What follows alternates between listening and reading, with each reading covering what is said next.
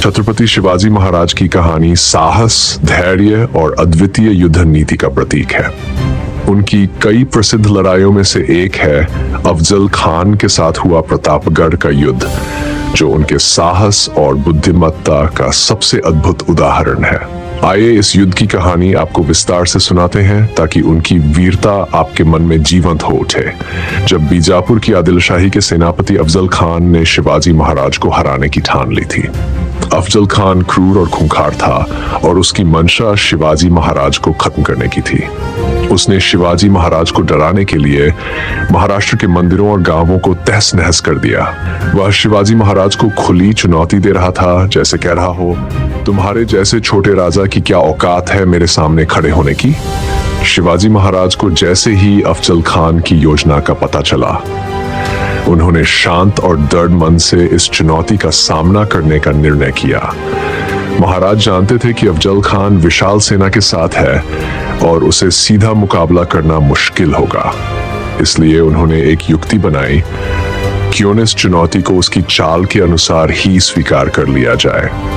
शिवाजी महाराज ने अफजल खान को संदेश भेजा कि वे शांतिपूर्ण वार्ता के लिए तैयार हैं। अफजल खान को लगा कि शिवाजी महाराज भयभीत है और अब उनका पराजय निश्चित है। उसने मान लिया कि अब शिवाजी महाराज उसके सामने आत्मसमर्पण कर देंगे, लेकिन उसे शिवाजी महाराज की युद्ध नीति और साहस का अंदाजा नहीं था। शिवाजी महाराज ने प्रतापगढ़ को चुना, जो ऊंचाई पर स्थित था और सैन्य दृष्टिकोण से उन्हें लाभ प्रदान करता था। मिलने की योजना तय हुई कि शिवाजी महाराज और अफजल खान एक छोटे से मंडप में मिलेंगे, जहां पर दोनों केवल कुछ ही अंगरक्षकों को साथ ला सकेंगे। महाराज ने इस मौके का पूरा लाभ उठाने का निश्चय किया। महाराज ने अपने विश्वास पात्र मावलाओं को समझाया, यह समय हमारे स्वराज्य की परीक्षा का है। हमें चतुराई से काम लेना होगा और अफजल खान के हर दांव का जवाब देना होगा। ये युद्ध नहीं बल्कि स्वराज्य का उद्घोष होगा। उनकी आवाज में दृढ़ता और आत्मविश्वास था, जिसने मावलों को एक नया जोश और साहस दे दिया। महाराज ने अपने कवच के नीचे एक विशेष हथियार, बाघ नख और कटार छुपा लिए, ताकि किसी भी अचानक वार का जवाब तुरंत दिया जा सके।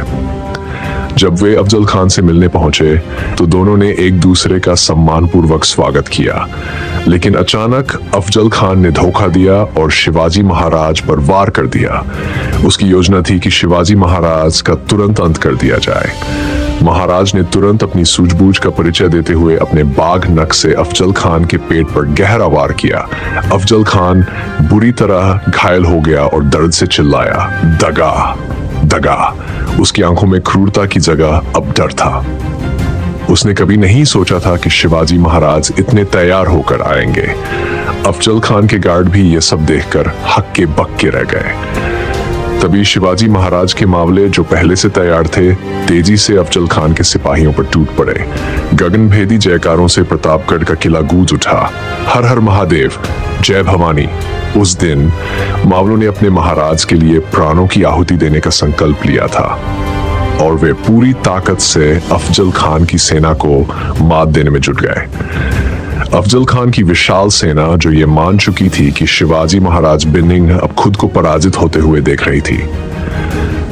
इस तरह प्रतापगढ़ की लड़ाई में शिवाजी महाराज ने अपने साहस और चतुराई से एक महान विजय हासिल की। ये उनकी रणनीति का ही परिणाम था कि उन्होंने अपनी सेना की संख्या कम होते हुए भी इस युद्ध को जीत लिया। प्रतापगढ़ की इस विजय ने महाराष्ट्र में शिवाजी महाराज के नाम का डंका बजा दिया। लोग कहने लगे, ये केवल एक राजा नहीं बल्कि स्वराज्य का सच्चा रक्षक है। इस विजय के बाद शिवाजी महाराज का आत्मविश्वास और भी बढ़ गया और उनके मावलाओं में स्वराज्य के लिए प्राण देने का साहस प्रबल हो गया। इस कहानी से हमें यही सीखने को मिलता है कि विपरीत परिस्थितियों में भी अगर हमारा ध्येय मजबूत हो तो जीत हमारी ही होती है। छत्रपति शिवाजी महाराज का ये साहस और नीति हमें हमेशा याद दिलाते हैं कि सच्चे नेतृत्व में हर चुनौती का सामना किया जा सकता है, चाहे वह कितनी ही बड़ी क्यों न हो।